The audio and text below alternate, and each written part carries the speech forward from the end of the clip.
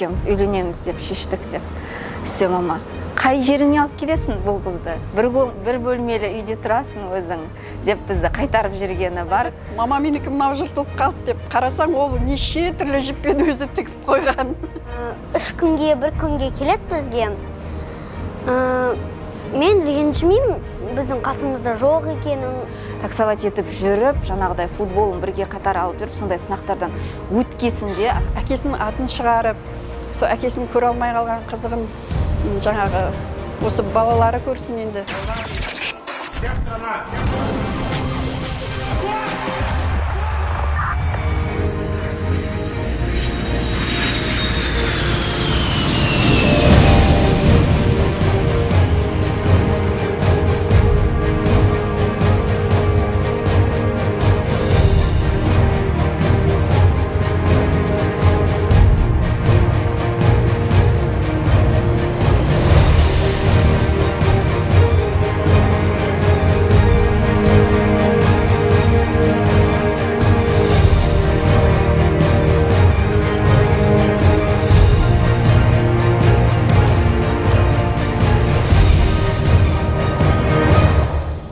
Енді Асхат 1990 жылғы Қызылорда қаласында туды. Оның 2 үлкен апасы бар өзінің алдында. Бұл Асхат 2 қыздан кейін, 7 жылдан кейін туылған бала біздің семьямызда. Оның енді футболға деген қызығушылығы енді 4-5 жасынан бастап ол дворда сондай балдармен футбол ойнайтын тұғын. Енді ол кезде білесіз ғой, Қызылорданың көк шаңы, шаң-шаң болып, күнде кешкісін солай болып келеді. Енді Асхат туралы көп нәрселер айтуға болады. Асхаттың папасы ерте дүниеден озды. Асхат 6 жасында уже мектепке 1-ші классқа барған кезде папасы қайтыс болды. Содан енді мен күнделікті жұмыстамын. Енді Асхатты далада бостан жүрмесін деп ойладым. Біз Қызылордада 2-ші микрорайонда тұрдық. Сол жерде сондай секциялар болды. Ол ең бірінші футболдан бастаған жоқ. Ол күреске барды, ол таэквондоға барды, ол спорттың барлық түріне барып шықты. Сөйтіп жүріп, сол жерде жүрген кезде оны мини футболға алды. Тренерлер сол көріп, сол нетіп жүрген кезінде. Енді Асхат папасы қайтыс болғаннан кейін тез ер жетті. 2011 жылы Қайсардан кеттің, алып тастады сені. Алып тастағысы келді. 2011-де сол жаңағыдай президент келді. 2010-да да болды ол президент. Сол президент бізді керек емес қылып командадан алып тастады. Зарплаталарын бермей, не істемегеннен кейін Елисаулетке барып отыр. 1-ші лигаға ойнауға өзімде енді футболды жақсы көргендіктен сол жаққа қарай бардым Елисаулетте. Елисаулетте вроде бы жақсы результаттар көрсетіп, жаңа голевой пас беріп гол салдым ойында. 90-ка деп айтайды ғой бізде, 90-ка деп. Сол кезде вроде бы өтіп тұрғандай ойдағым, бірақ енді соңына келген кезде енді керек емес болды енді. Местный балдар ойнасын дегенде болып келтірді. Бір жағынан сосын жаңа Досманбетов Құттыбай деген жаңа тренер бар бізде. Жаңа Досманбетовтың папасы Серік. Сол кезде ол дубльдің тренерінде. Сол кісіге мыңда бір алғыс бір жағынан. Дубльге кел, ойнап не істе деді. Содан кейін дубльге келгеннен кейін дубльде ойнап екі тур ойнадық. 2 турдан кейін жақсы результаттар көрсетіп, жаңағы Альгимантис, Любинскис, Альгимантис деген литовец бір тренер болды. Ол кезде лимит бар еді ғой, лимитчик болды, 2 адам ойнау керек тұғын, или біреу ма, не помню. Сол кезде сол тренер мені көріп қалып бір ойында, дубльдің ойына басып келіп көруге келген кезде. Соны көріп қалып, мына баланы неге тығып жүрсіңдер менен деп айтқан екен. Содан кейін 3-ші тур Алматылық Қайратқа бардық. Сол кезде дубльде жатты, гостиницада жатқанбыз, гостиницада жатты, дубльдің тренері түнде есікті қағып тұр 12-нің кезінде. Асхат, сен ертең ойнамайсың, анaya барасың дейді. Қай жаққа барамын десем, основной составқа дейді. Хорошо, не үшін деп айтам. Ойнай бермеймін ба бәрі, ол жақта ойнамаймын ғой дегенде ойда болғам, бірақ барсам, ертесінен тренировкадан кейін енді ойын алдында установка болады ғой, енді установкаға қарасам составта тұрмын 11 адам ішінде. Сөйтіп басталды, сөйтіп ойнап кеттік премьер-лигада. Бір жағынан ең бірінші рет сол орталық жартылай қорғаушы ретінде сол кезде қойды, сол кезден бастап ойнап кеттік. Позицияны да ауыстырдыңыз. Негізі позиция вингер едім, оң жақ сол жақта ойнайтын едім. Қазір енді орталық жартылай қорғаушымын. Сол кезден бастап. Вингерді ойнағанда жылдамдығың қандай болды? Жылдамдығым енді сол вингерге сай болды, сол кездегі жастағы вингерге жылдамдығым. Bir жағынан жаңағыдай, менің жаңағы қазір айтады ғой, подачаларым жақсы еді дейді. Сол крайдан подачаларым жақсы деп. Сөйтіп ортаға қойғаннан кейін диагональдерім жақсы болатын болды, содан кейін жаймендеп үйрене барады. Енді негізі футболшы айтады ғой, бүкіл позицияда ойнай білу керек, тренер қай жерге қояды. Я қызықты ешкімге айта қоймаған бір әңгімем бар. Ол Асхат екеуміз кездесіп жүрген кезде Қызылордада сол екеуміз бір-бірімізді бауыр басып, менің бір арманым бар тұғын, осы Астана қаласына оқуға түсу. Асхат футболист, ол Қайсарда қалу керек. Сонымен мен түстім, армандағыдай грантқа түстім. Себебі мен әке-шешем айтты, өзің грантқа түстің, түспесең қаласың, платный оқытпаймыз деп. Бұл кезде заман сәл қиын болды, иә. Сондықтан да тырмысып грантқа түстім. Солай мен Астана қаласына кеттім. Екеуміздің кездесуіміз қиындап қалды. Асхат жолдан былай басқа командаларға, басқа қалаларға өткен сайын соғып тұрады. Мен өзім экзаменімді тез тапсырамда, оған кетіп қалам автобуспен. Солайынан кездесіп жүрдік. Сосын әрбір бірінші курсты бітіргеннен кейін үйленеміз болды дейміз екеуміз. Екінші курсты бітірген болды, үйленеміз дейміз. Бірақ үйленуге Асхаттың қаражаты болмады, жетпеді. Сосын мама да айтатын тұғын, бір рет екінші курсты бітіргеннен кейін екеуміз Асхатпен Қызылордада жаңағы площадьта тұрмыз. Болды, шаршадым екі жақта болып, үйленейік екеуміз, бірге болайық деп. Мен де шаршадым, жарайды енді өзім армандап түскен оқуым болса да енді мен де жақсы көремін, Асхатты бірге болғым келді. Сонымен я деп шешіп, түнде баламыз ғой, 18-деміз енді екеуміз. Түн сағат білмеймін 12 болып қалған шығар, Асхаттың үйіне бардық. Есікті қағып, мама есікті ашып тұр, ұйықтап жатыр. Мама сізбен сөйлесу керек дейді Асхат. Я не болып қалды деп. Біз екеуміз үйленеміз деп шештік деп. Все, мама, қай жеріне алып келесің бұл қызды? Бір бөлмелі үйде тұрасың өзің деп бізді қайтарып жергені бар. Сол кезде қазір есімізге алып соған күлеміз, бірақ мен сол кезде жылаған болатын, ұялғанымнан. Енді бұл сезім болып, екеуміздің арамызда бірге болғымыз келіп, екеуміз түннің сағат уақытқа қарамай жаңағыдай маманы ұйқысынан оятып келіп тұрғанда, енді ол кісіні қазір түсінем, сол айтқаны не себепті екенін. Сол сөз анасының және менің ренішім Асхатты тағы алдыға жетеледі. Өз-өзін көрсету керектігін, басқа ешкімге сене алмайтын екендігін, әкесінің жоқтығы сол кезде қатты сезілді Асхатқа. Мен футбол жақсы көрем, өткені менің папам футболист, мен де ол шақты болғым келеді. Ол көп командаларда ойнады, өткені оны алады, өткені ол жақсы ойнайды. Қандай командалармен ойнады? Есінде бар ма? Қайсар, Ақтөбе, Астана, Ордабасы. Итабол. Негізі осы позиция ұнайды, орталық жартылай қорғаушы. Әрине, өзімнің үйренген позициям осы. Енді тренер ойланып басқа жерге қоямын десе, футболшыға басты ойнау ғой, қай позицияда болса. Сосын бірінші жалақың есінде ме? Бірінші жалақым есімде, дубльде алғанбыз. 10.000 теңге. 10.000 теңге. Оның 2.000 теңгесі пенсионный мен подоходныйға кететін, 8.000 теңге алатынбыз. Үлкен ақша ма? Ол кезде үлкен ақша. 2007-2006-да ғой енді, 16, 18, 17 жасар балаға үлкен ақша еді ол кезде. Барлығына жететін тұғын. Қалай жұмсадың сол ақшаны?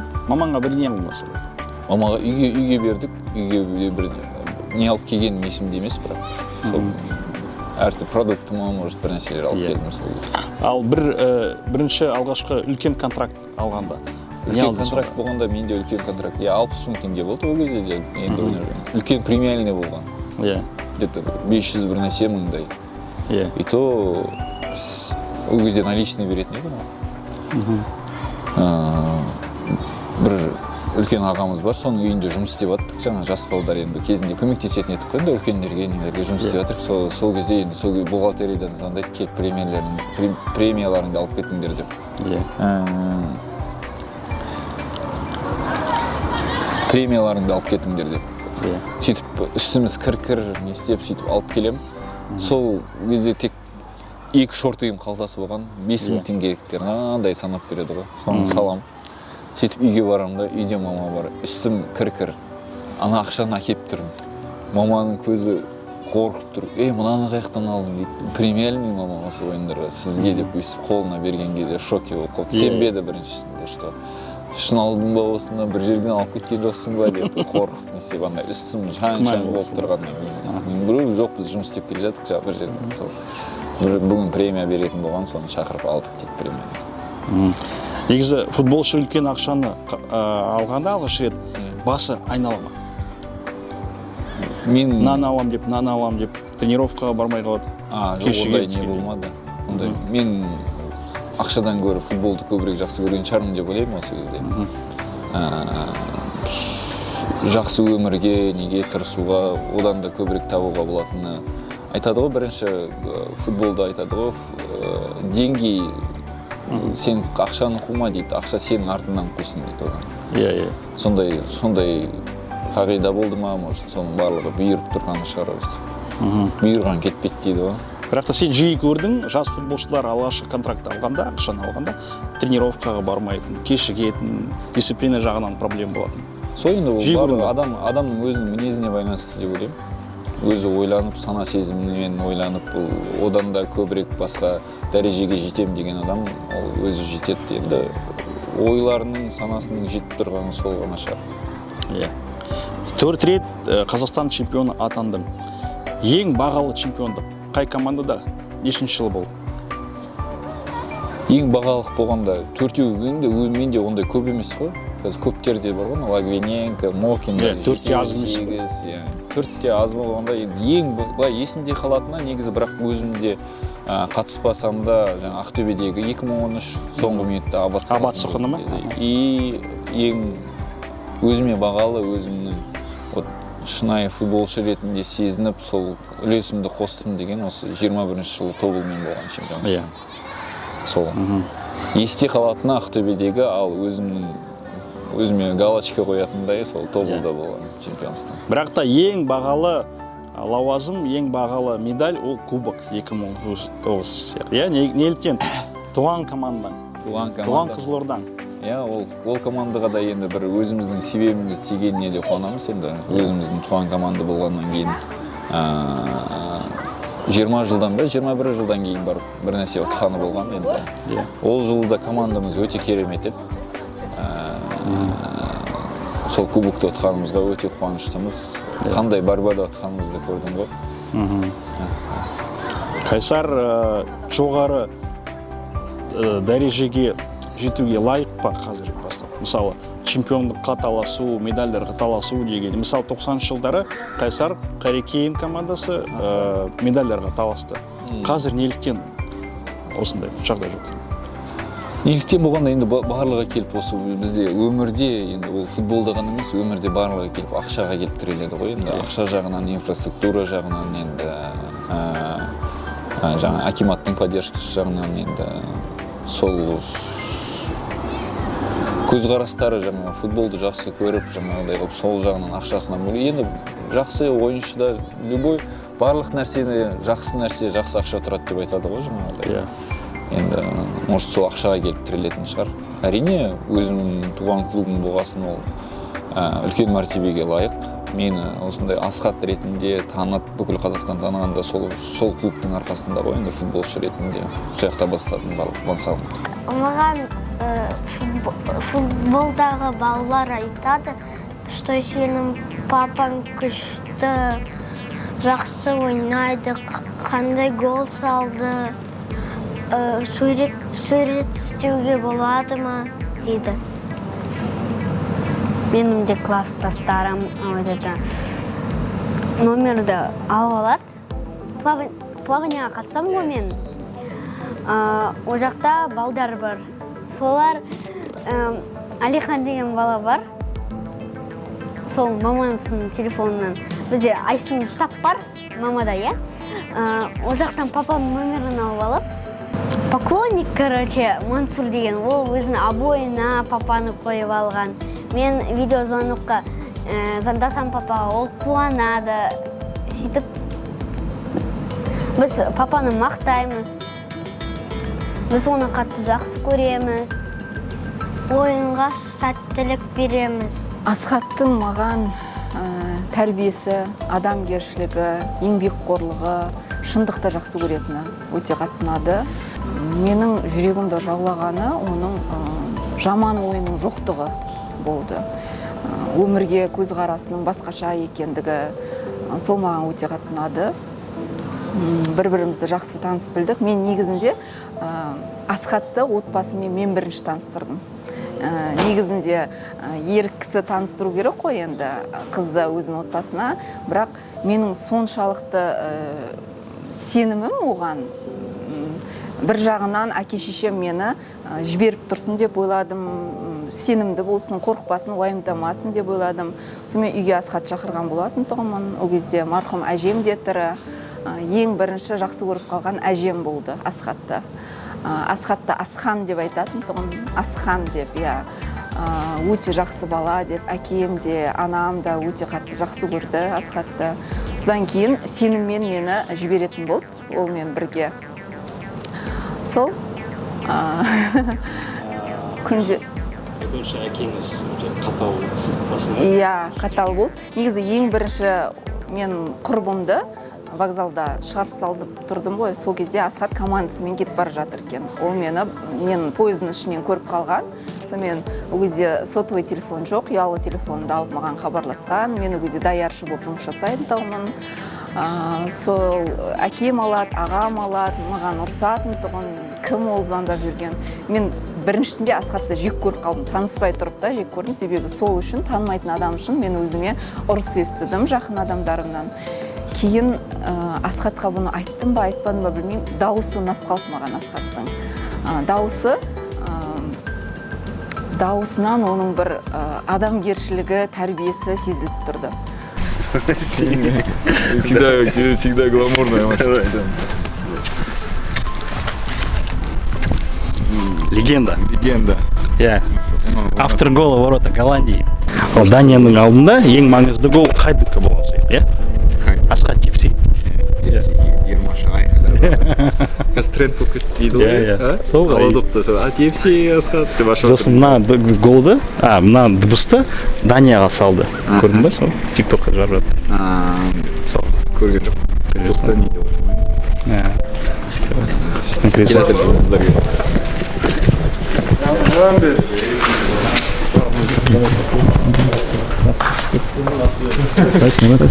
Автобусқа мініп келе жатқанбыз, түсінеді деп, бірінші енді біз айтпай тұрып міне алмадық, біздің немді жібермеді оған. Сосын кондукторға айттық, бір әпке болатын тұғын, соң айттық, біз мінейік деп едік, бірақ 5 теңгеміз жетпей тұр деп.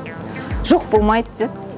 Болмайды дегесін түсіп қалдық екеумізде енді, ештеңе айтпай түсіп қалдық. Сонымен сол кездерде Асхат ұялып қалады ғой енді, еркек болғаннан кейін, басқа әңгімеге аударып, жаңағыдай, бірақ күн күшті болып тұр, деген сияқты сөздерді айтып, солай жүретін тұғынбыз.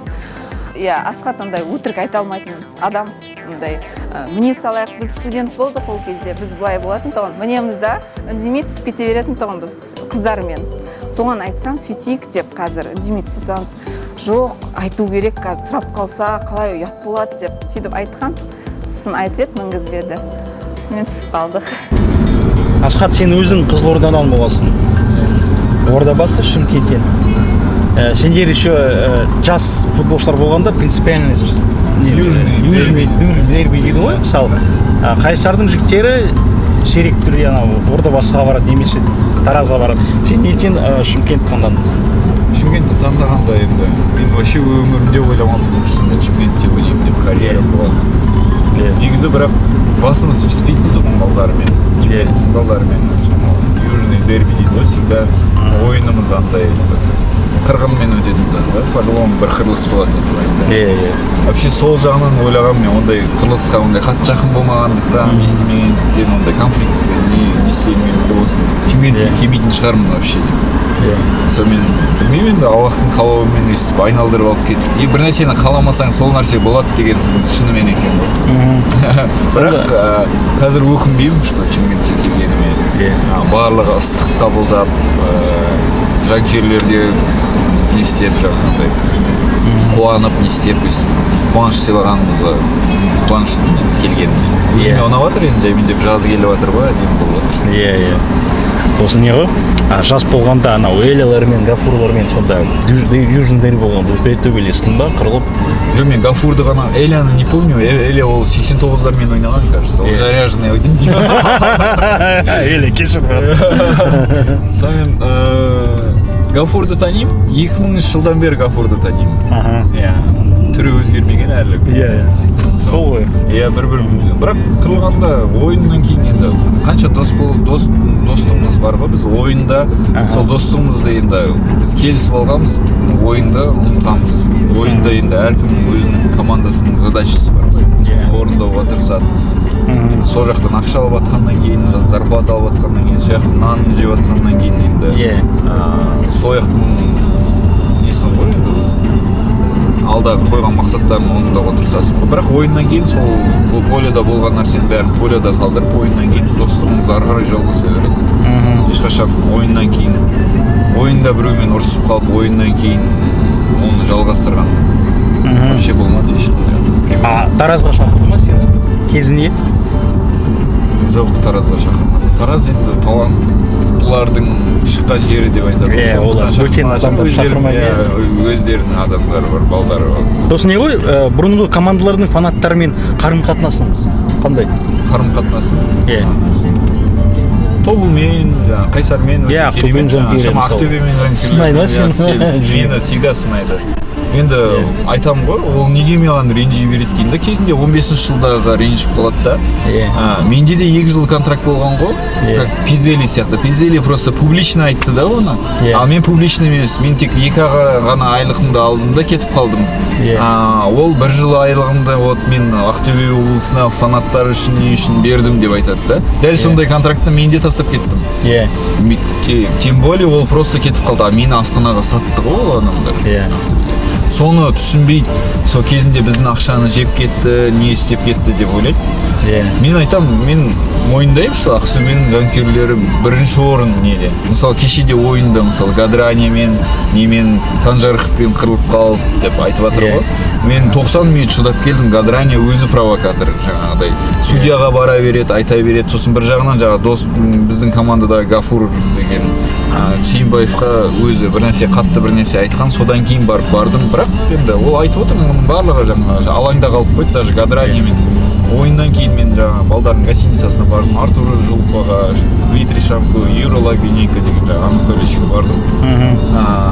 Ойыннан кейін көрдім жаңағы Гадраняның қолынан алып, брат, если обидел, извини, там эмоции. Ол енді ойында эмоция болады, ол да маған бір нәрсе айтады, мен де оған бір нәрсе айтамын. Танжарыққа да айттым, Гешан жақсы танимын ғой, қазақтың баласы не. Ойыннан кейін қолымызды алып, ол да Арманмен де Арманға да сөйлеп жатыр бір нәрсе, мен оған ағалық немді айтып жатырмын ғой, судьямен сөйлеспей ақ қой, ойын бітті ғой деп. Ол да енді менің қандай адам екенімді білетін балдар ойыннан кейін өздері келеді кешірім сұрап. Арман бір пример жас балдардың. Асхат аға, мен дұрыс емес менікі деп өзі құшақтап не істегеннен кейін ол баланы қалай бауырыңа баспайсың содан. Сборныйда да білет менің қандай мінезді екенімді, қандай ашық адам, қандай справедливый адам екенімді білет. Сондықтан енді ол былай жанкүйерлердің ойы ғой, жаңағыдай көрген нәрсені сразу айтқаннан кейін енді оған да ренжитіндей несі жоқ, бірақ енді қатты кетіп не істесе личностьқа переходить етпегені жақсы деп ойлаймын. Ол мысалы мен футболистермен ертесінен кездесіп былай ойыннан кейін кездесіп бір-бірімізден кешірім сұрасақ енді оған не жетсін. Сен анау пизелемет болған жағдайды есіңе түсірдің.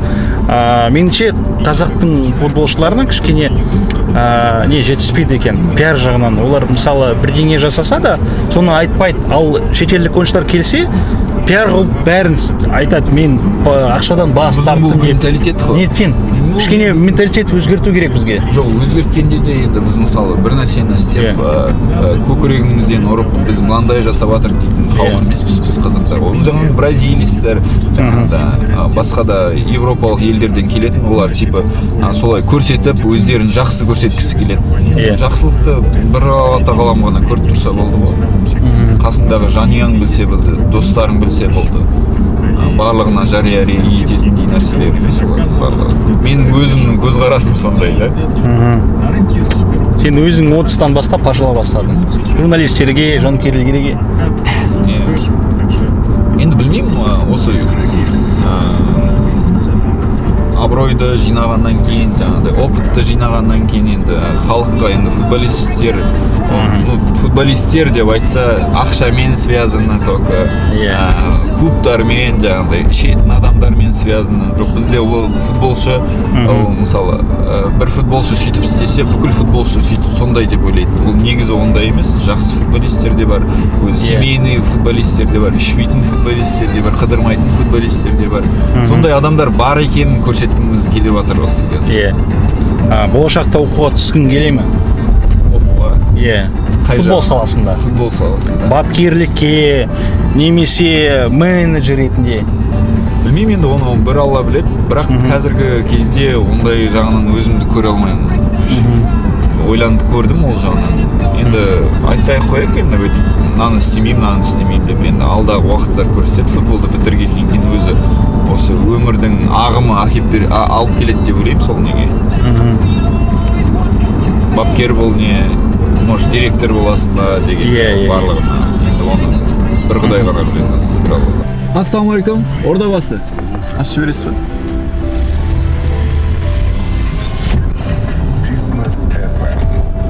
Базыға кеттік. Ордабасы деп айтпасаң кіргізбейді. Енді өзім машинамды алып көрмеп едім, балдардың машинасын. Айбардың машинасы. 16-17 жылдары Астанада ойнадым. Станимир Стойлов болды, Григорий Бабаяны болды. Бірақ та негізі құрамда сирек шықтым. Жастық шығар енді ол. Жастық па? Барлығы мен енді опытпен келеді дейді ғой енді. Тәжірибелі енді барлығынан өйстіп.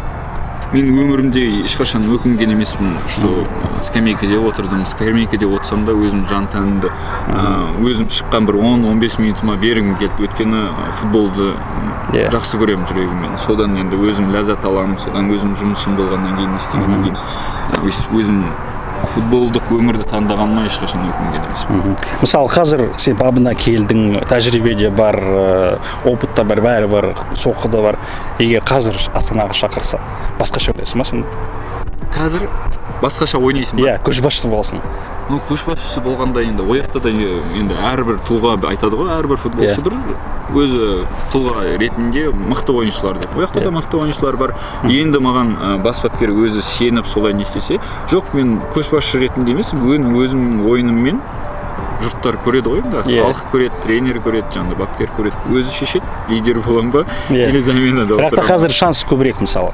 Шанс көбірек болғанмен шанс көп шығар, бірақ қазіргі уақытта мен бармас едім Астанаға. Осы жылы бармаймын. Осы жылы мен Шымкент Ордабасының ойыншысы. Реваншистский настроение жоқ сонда мысалы. Келем, қайтада дәлелдеймін, анау жанкүйерлерге ойнай аламын деп сонда. Бүкіл енді енді емес, мақтанғанда емес, енді бүкіл Қазақстан көріп тұр ғой қалай ойнайтынымызды. Значит, бұйырмаған шығар Астанада ойнауға. Мен мүмкін келесі жылы бұйырар, үйге қайтарымыз может. Қайсарға қанша рет шақырды сені? Шақыра ма? Шақырмаға, осы жылы шақырмады, честно. Ешкім звондамады даже. Осы жылы. Может, уже білетін шығар, что келмейтінін да. Иә. 3 жылында осы 18-19 20-ны бердім ғой. Иә. Ойнадым, шаршадым ол жақта. Просто бір факт бар, 3 қызылордалық капитан бар Қазақстан премьер-лигасында. Бірақ та Қызылорданың өзінде Руслан Сақылбаев, ол алматылық. Ренж по-моему негізі. Иә. Сол негізі кішкене қызық жағдай. 3 қызылордалық жігіт, Молда Қараев, сен, сосын үшіншісі Думан Каспийде, иә. Сол, Қызылорданың өзінде. Енді, значит, былай вывод жасауға болады ғой, что Қызылорданың балдарын Қызылордада бағаламайды деген. Бағаламайды. Иә. Бағаламаса енді басқа жақтан бағыңыз деген енді біз барлығымыз бейім көп адамдар кеткендер енді Мақсат Байжановтың өзі де кезінде Шахтерда ойнады. Иә. Значит, сондай болып тұрған шығар енді, бағымыз басқа жерде болып тұр ғой. Мысалы 35-те, 36-та шақырса, барасың ба? Карьераның соңында. Баруға тырысам енді, өзім туған командам ғой, қанша не дегенмен енді өзім туған жерге жетпейді ғой, ыстық қой. Бітіруге неге енді баруым мүмкін, шақырса только. Шақырса бітірерім бар. 30-тан асқан футболшы өзіне талап немесе мақсат қоя ма? Тағы 5-6 жыл ойнайын деп, 3 жыл ойнайын деп. Енді әркім енді өзім... Задача минимум бар ма сонда? Әрине, мен задача минимум 4 жылдай ойнайтын шығармын әлі.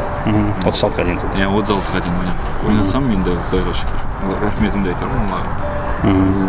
Енді ар жағынан көреміз, енді денсаулыққа байланысты ғой енді ол да. Өзің денсаулығыңа өзің қалай қарайсың? Иә, алты құрамада ше. Көбісі мысалы 34-те, 35-те мансабына аяқ. Эти евроға шыға алайық, сояққа барып қайтайық. Алла қаласа, келесі жылы. Иншалла, евроға шықсақ, сол жақты бір көріп, сонымен бітіретін шығармын. Солай ма? Шанс бар бізде. Иншалла, енді бар ғой. Үйде матчтарды жібермесек, кешегі Дания сияқты, не сияқты барлығы. Армандар орындалады деп айттым ғой. Иә. Сол ғой. Арманымыз орындалар енді. Ол біздің футболшылардың арманы емес, бүкіл Қазақстанның арманы. Иә. Кеше 30 мың жанкүйерде енді көрдік қой, өзім енді көзіме де жас алдым. Ол бір жағынан әкеме де арнаған голымды арнағасын көзіме жас алдым. Соңында уже шапалақтап бараттым да. 30 мың халық саған шапалақтап отыр ғой деп сөйтіп естедік та жаңағыдай. Барлығы қолдап не істегеніне содан келді да көз жасы. Әкеңмен суреттер бар ма? Қалды ма? Бар. Қоямыз мысалы. Қоямыз. Екеуміз айнымай қалған бір совет бар. Иә. Неше жасысың? Мен 6 жасымдамын. 6 жасында. Сол бір жылдан кейін сол ауырып не істеді. Соны ауырып жүрген кезінде сол кезде бір суретіміз ғана барған, черный-белый. Білмеймін, әкем далада ойнап жүрген кезінде жаңағыдай Асқат жүрші кеттік деп сөйтіп екеуміз бетім кір далада ойнап жүрмін. Сөйтіп бір просто неге кірдік та, баяғыда андай қылып шиырма артта не сондай бір суретке түсіргенде сол сурет қалып қалған. Сол қалыпты. Басқа жоқсың ба? Жоқ, кішкентай бар ғой, кішкентай кезінде қастарында тұрғандарым бар ғой. Себебі енді әкесі болса тойды жасап берер еді ғой, барлық халықтың, елдің ұлдары ұқсатып. Сол кезде ол сезімді тек өзіне ғана сене алатынын, себебі жақсы көріп тұрған қызын қолына алмайды, той жасай алмайтыны сол кезде оған ащы тиді. Барымша өзім ішімде, енді барып тұрған кезде сені қайтарып жүрген тоже жаман ғой. Мен жылап тұрсам да, өкініш өртеп бара жатса да, Асқатты жұбатып, сәл шыдайық, мен де оқуымды бітіргім келеді, сәл қалды ғой енді деп, сен оған дейін ақшаңды жинайсың, сөйтіп солай бірге боламыз деп, сол уақыт Асқатқа күш берді, және де мен оны тағы да терең түсіне білдім Асқаттың. Сезімінде, адамгершілігінде, шыдамдылығында, сол жайлы ешкімге айтпаған болатын тұғым, тек Асқат екеуміз білеміз. Маманың есінде ма, есінде емес па білмеймін. Осы видеоны көргеннен кейін, может, есіне түсер. Сөйтіп 4 жыл, 5 жыл деген кезде Асқат барлық қаражатын жинап, мамасына беріп тұрды, ол кісі жинап тұрды. Менің қалаған, ұзатылған кезде құлағыма салсын деген сырға сақинамды алып бере алды. Екеуміз сөйтіп өте қуанып, өз күшімізбен өз тойымызды жасадық. Сол мен барлығына осындай махаббат тілеймін. Махаббатсыз өмір бос деп айтылған ғой, сол шын екен. шын екен екеуміз біраз сынақтардан өттік. Автобусқа міне алмай қалған кезіміз болды. Менің әке шешем Астанаға тамақ салып жүретін тұғын, пойыздан күтіп алатын тұғын біз. Сол кезде коробкаға салып жүреді. Асхат екеуміз күтіп алып, Асхаттың мұрны, қолын саусақтарының ұшы үсіп қалған сәттер болды. Сол кезде Асхаттың тағы да бір өкініші болды. Неге біз автобусқа мініп келе алмаймыз? Неге осындай деген сияқты. Сондай сәттерден өткен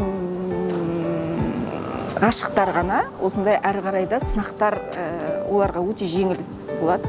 Біз тек қана жұбай ретінде емес, дос ретінде бір-бірімізге жаңағыдай ақыл айта аламыз.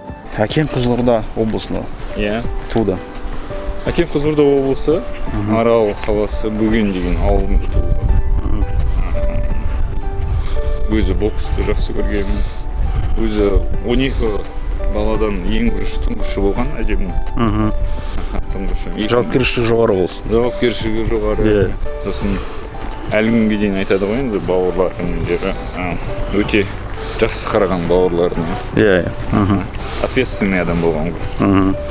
Бокспен айналысты. Бірінші боксер болған, сосын футболды да жақсы көрген, жүзуді де жақсы жүзген, жаңағыдай мысалы жаңа айтып отырмын ғой, қызым да, ұлым да біреу футболист. Сол қанда бар. Қанда болып тұр. Өйткені Бөген енді теңіздің жағасы. Сырдарияда. Сырдария емес, Арал теңізі. Арал теңізі. Сол жақта, может, сол гены, может, передались. Сол жақтан. Қандай кісі болған? Қандай кісі? Кісі былай болған, ол мектепті қызылға бітірген. Алтын белгімен. Университетті қызылға бітірген. Сабақтың бәрін 5-ке оқыған. Инженер болған. Гидроузел, водяной гидроузелдер болады ғой. Қызылорда облысында бір гидроузел бар. Соның макетін, несін істеп, қазір Қорқыт Ата университетінде бір корпуста тұр деп айтқан. Сол істеген жаңағыдай Тәжімбетов Тағберген. Тәжімбетов Тәжімбетов, да? Туыстары ма? Ау? Туыстары ма? Көбісі айтқан басында Тәжімбетов Дәуренбекпен туысқансыңдар ма деп. Жоқ деп. Просто одна фамилиясы. Ол Қазалынікі ғой. Біздікілер Аралдікі. Аралдікі, Сосын 16 жасында ауыстырдың ба? Тегіңді?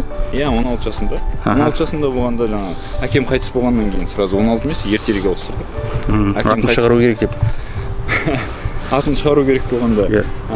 Сол кішкене есінде, адамдардың есінде қалсын деп. Біздің неде шығар, мен оның қандай ситуация болғанын есімде жоқ, бірақ анам бір күні барлығымыз ауысамыз, папаның атына фамилияларын сондай болады деп айтты. Екі сестрам, мен бармын, үшеуміз де ауыстық. Олар Тағыбергенова, мен Тағыберген. Содан ауыстық.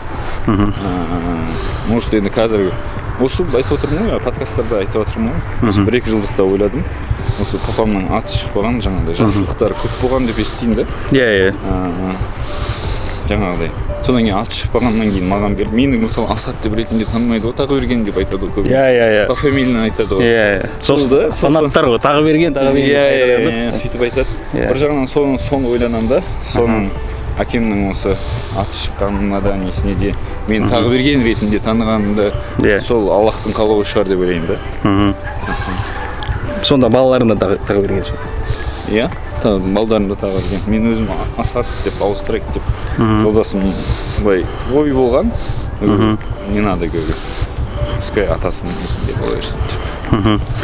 Ал мамаң туралы айтсаң? Мамам? Зейнеткер. Кім болып ішеді сонда? Бізде не болған? Училище болған. Қызылордада 9-шы училище. Сол жақта зал склад болып 35 жыл жұмыс істеді. Бір орында. Бір факт айтайын ба?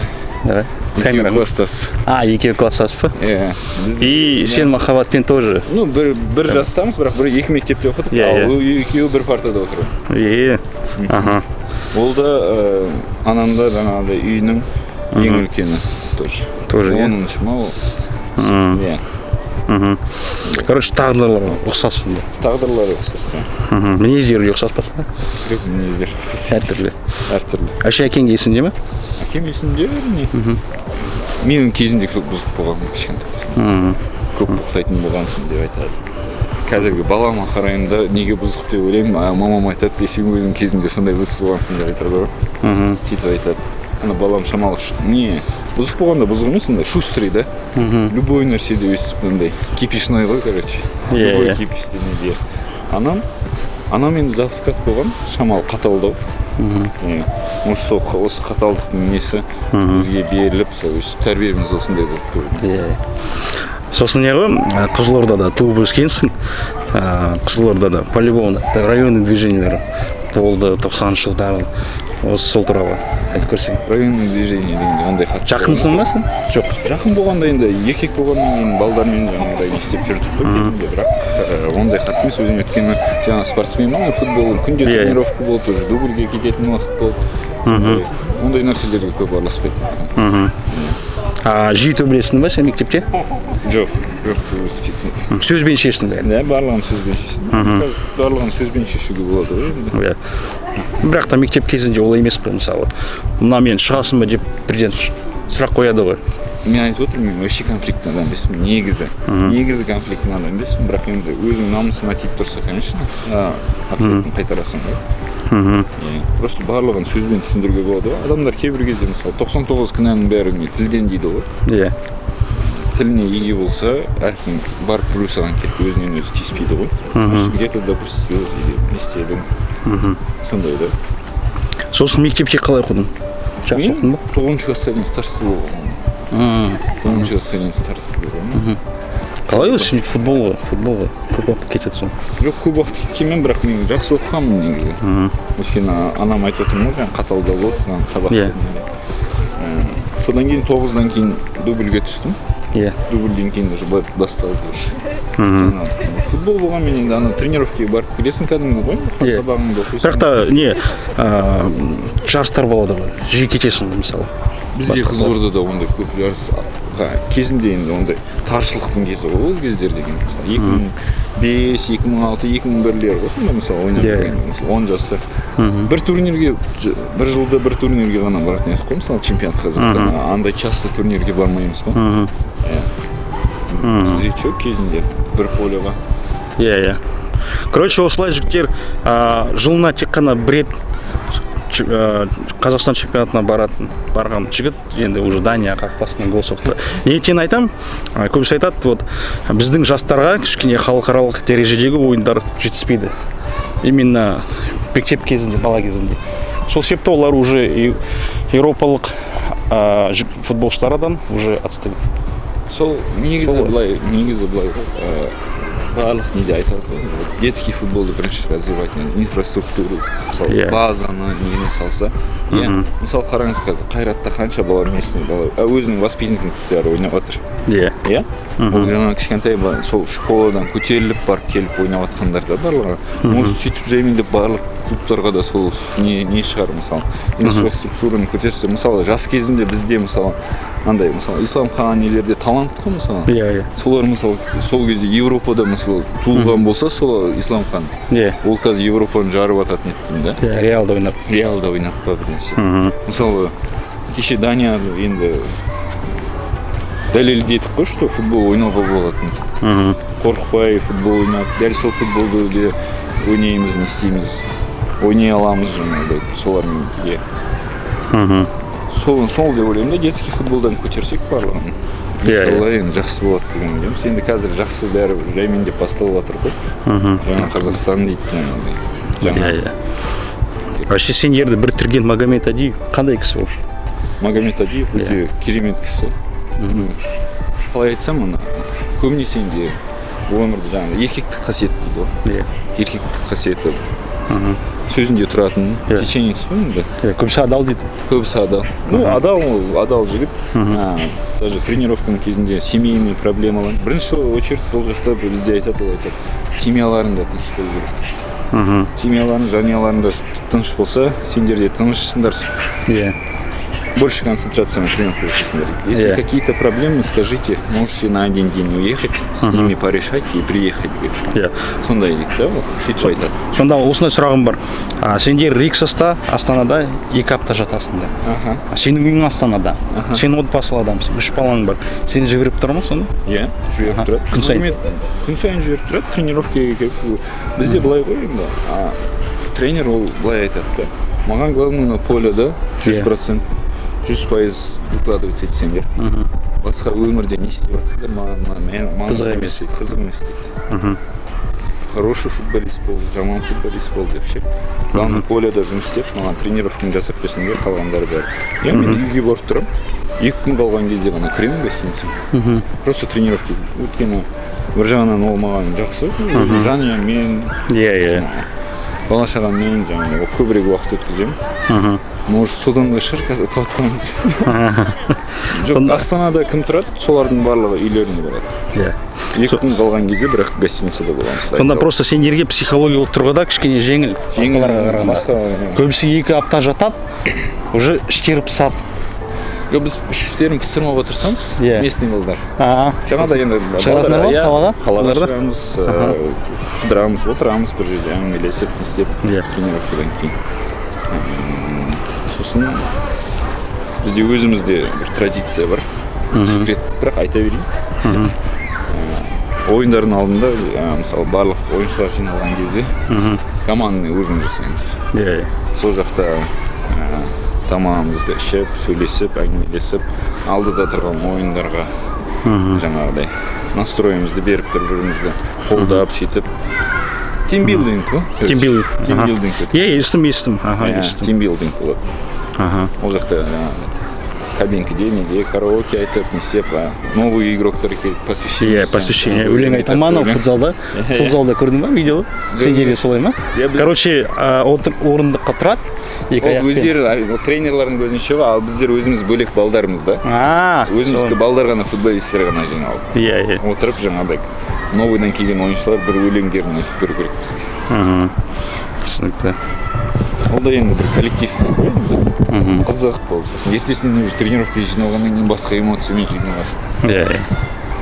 Күнде кешкісін ол кезде 97-98 жылдары енді папасының қайтыс болған, 97-де қайтыс болды папасы, 98, 99, 2000 жылдары енді өздерің білесіңдер ғой заманның қандай болған.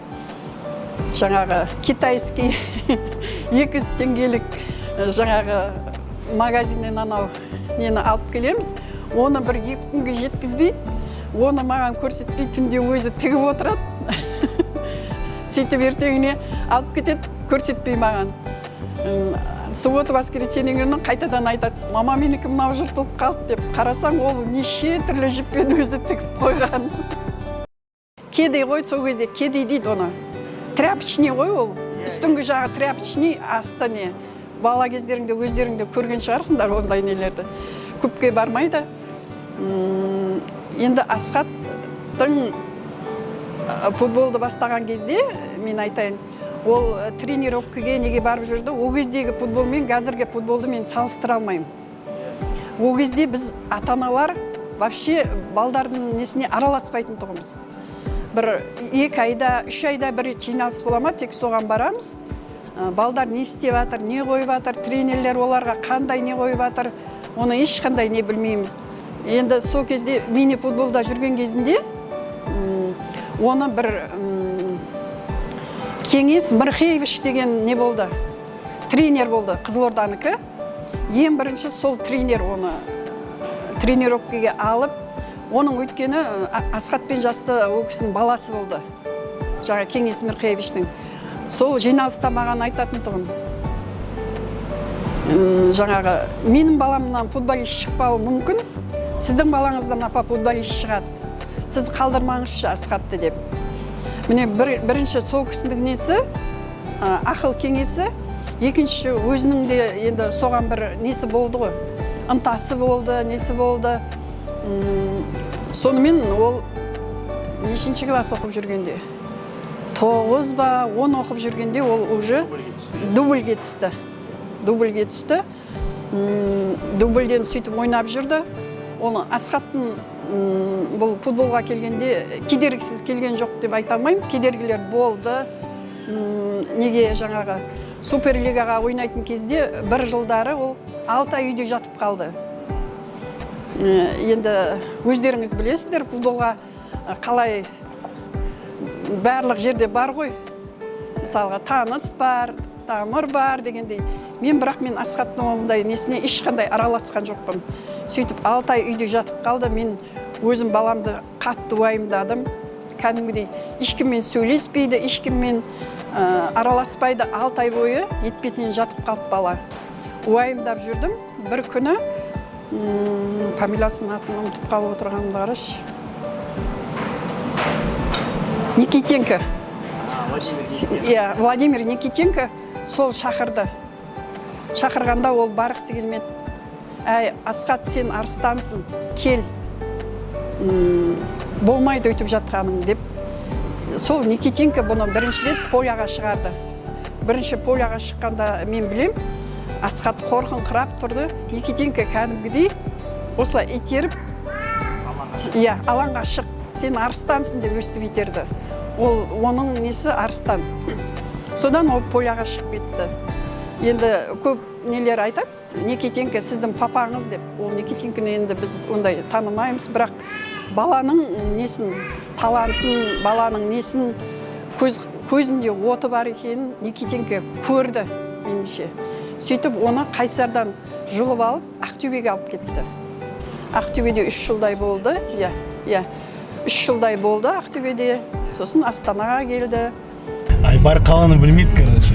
Поэтому Асхат рөлге өзі отырды. Еркебұлан Тұңғышбаевтың адресін білемін дейді, Айбар біліп салады. Ауыз ашарға всегда қазір неше күн болды? Бір Гафурға бардық, я? Короче, күн сайын барасың, кеш сайын, Бүкіл команда бара ма сонда? Бүкіл команда бара ма сонда? Ұстайтын балдар бар, Даже славяндар бар екен, белорустар. Барды, біледі. Кімдер барды? Бразилистер барды. Бразилистерге Пловты, Гафурдың үйіне бараңызды көрсеттік, Берниға көрсеттік, Матич. Оларда бәрі ұнады. Тойдыртып жібердік. Қалай көп тамақ жей бересіңдер дейді.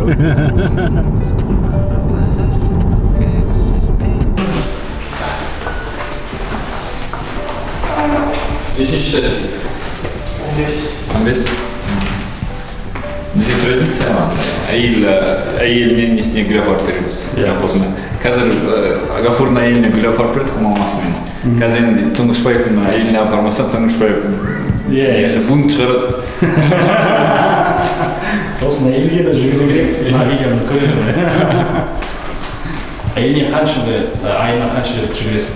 По возможности всегда жүгіремін. Минимум, задача минимум бар. Оның гүлді өзі пайдаланбайды. Ресторанға бәрі столға жайып не істейді. Бір жағынан екі қойғанда бір оқ қойғанда боламыз. Шоқтың шашы әдем болып тұр.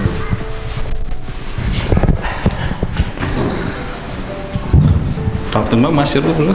Шымкентте? Жоқ, Шымкентте нормально.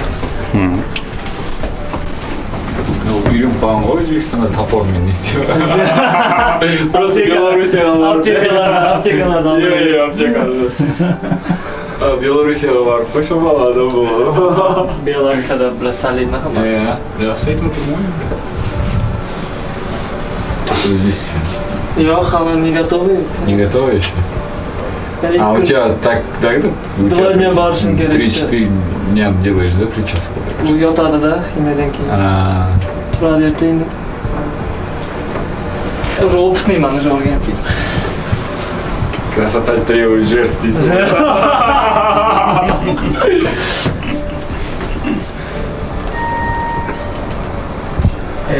Базар жоқ.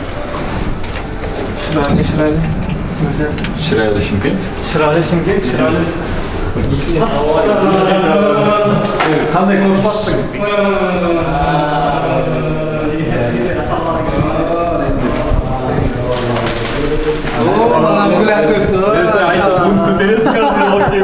Assalamualaikum warahmatullahi wabarakatuh.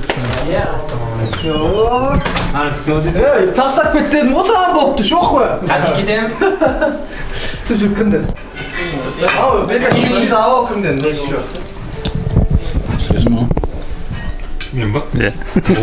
Любой жұмысқа кетіп жүресің. Қайырдан түсіреді ма? Осылай түсіре беремін. Ал, ассалаумағалейкум, құрметті қазақ жанкүйерлері. Бүгін Еркебұлан Тұңғышбаевтың ауызашарында отырмыз. Данияның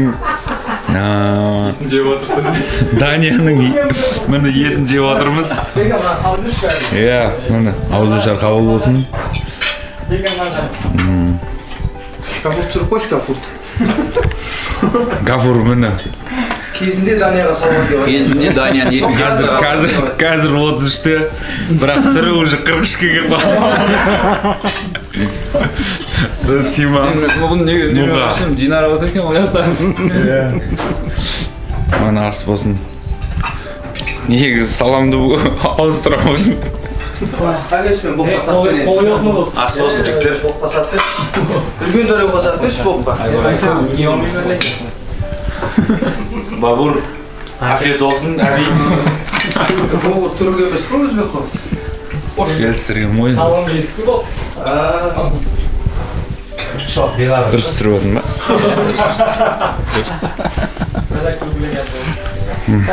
Ерге ас болсын. Заправка береді. Әдеш оператор дейсің ба? Айтпа.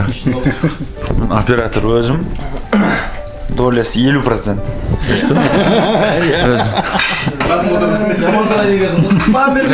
Спайси етіп қапет етіп. Красава да қой. Красаван, қазақшасы қалай? Жоқ, бозомар.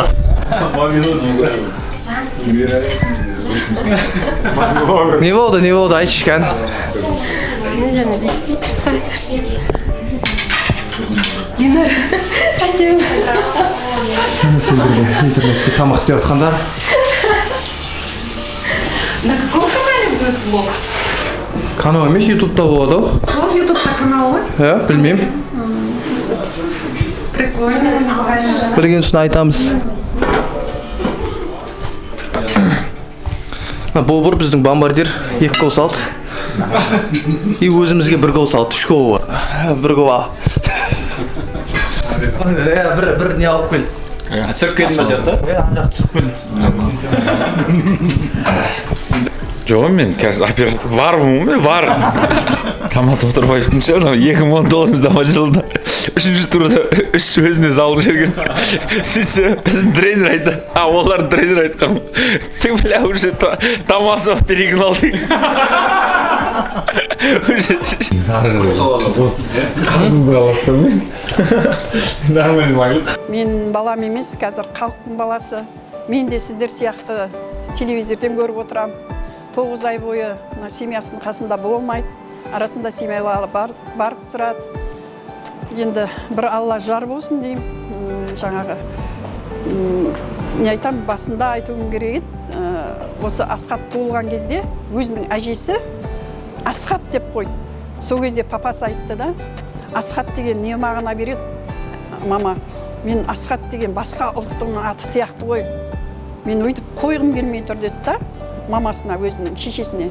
Сол кезде енеміз айтты, марқұм, Асхат 2 қызға Асхатық болады. 2 қыздың бар несін ойлап жүреді деп.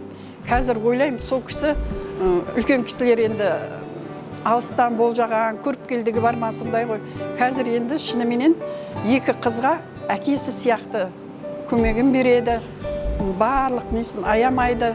Жаңа өткенде өздеріңіз телевизорден Асхат сөйлегенде айтты ғой, менің әкем туралы мен көп нәрсе білмеймін. Енді ол есім білмейді әлі, тек еміс біледі. Менің әкемді қандай жолдасынан, қандай нелерінен сұрасам да, жақсы адам деп айтқан, бәріне елге көмектесіп жүрген деп. Асхаттың бойында сол әкесінің қаны бар. Бұлай адамға деген жаңағы нелігі, жанашырлығы, қамқорлығы, бұлай сондай қасиеті ол әкесінен дарыған. 90 минут бойы телевизордың алдында отырам. Сол именно 26-шы неде Наурызда болған неге бара алған жоқпын. Ол кезде үйде шамалы аурын қырап отыр едім. балдарыма келініме айттым, сендер бара беріңдер деп. Кішкене қызымыз екеуміз үйде қалдық. Енді мен айтып отырмын ғой, барлық нені мен сол күні Асхат ойнайтын күні бұрын жеті гүлшемді пісіріп, кәдімгідей дайындалып, тамағымды, шайымды ішіп алып, 90 минут қозғалмай телевизордың алдында отырамын. Оны көрем. Енді ол кезде гол салып неткен кезде шынымен Асхаттың көзінен қалай жас шықты, мен де солай көзімнен жас шықты. Өйткені ол сол голын әкесіне арнады марқұм. Жаңағы енді әкесі Асхаттың көп нәрсені көре алмай кетті бұл баланың. Ешқандай несін көрген жоқ. Өзі де айтады ғой бір жағынан, менің жаңағы әкем көре алмаған нені мен әкемнің атын шығару үшін осындай болып жатқан шығар деп. Енді ана жақта бір аунап түсіп жатқан шығар. Енді әкесі де кезінде футболды жақсы көретін тұғын. 87 жылы Қызылорда облысы бойынша сол кездерде не болды ғой, машина салып лотерея ойнатты ғой. Сол кезде әкесі екінші институтта оқып жүрді. Сол кезде ол машина ұтып алды футболдан. Ең бірінші Қызылордадан. Сол енді қазір әкесінің жаңа достары, нелері Асхатты көргенде айтады ғой, сіздің семьяларыңыз футболдан осындай нан жеп неткен семья деп. Кеше осы биыл әкесінің қайтыс болғанына 25 жыл толды. Соған Қызылорда облысына барып үлкен ас беріп қайтты. Сол кезде айтып жатыр, жаңа әкесін еске алып, достары бәрі Асхатқа, сен сондай жаңағы, сенің папаң кезінде сондай болған, Аралдың Бөген ауылында туған, сенің әкең Суперс аталған кезінде Дарияның арғы беті мен бергі бетіне шығатын еді. Осы футболдан машина ұтып алды. Енді сіз де футболдан атағын шығарып атсын. Тағберген деген оның әкесінің аты. Енді постоянно көбісі Тағбергенмен атайды оны. Мен де шүкір деп отырмын Аллаға. Әкесінің атын шығарып, сол әкесін көре алмай қалған қызығын жаңағы осы балалары көрсін. Енді басқа не айтам, бір Аллаға жар болсын. Енді халықтың баласы ғой. Асхаттың әкесі 2 институт бітірген деп айттым ғой, жаңа железнодорожный институт бітірген, сосын Қызылордадан мынау Жамбыл гидромелиорациясы келіп қосылды ғой. Неге? Қызылорданың университетке. Сол кезде ол су шаруашылығын неткен, оқыған. Сол кезде ол әкесінің суреті бар жерді жаңа сұрадыңыз ғой. Сол жаңағы университеттің ішінде оның жаңағы неге барып, Қырғызстанға барып платина нетіп, жаңағы қорғап платинаны. Соның макетін жасап, сол институттың ішінде тұр әлі кезге шейін. Бір анда-санда барған кезде, енді осы кездерде алып тастамаса, өйткені гидромелиорация деген жабылып қалды ғой. Сол кезде жаңағы Асхаттың апасы, сосын Асхат оқып жүрген кезінде олар білмейді ғой енді. Мен де оларға айтпағанмын. Сол барып көрген кезде мынау Тәжімбетов Тағбергеннің осы Қызылордаға әкеліп істеген макеті Қырғызстаннан деп суретін несін іліп қойған.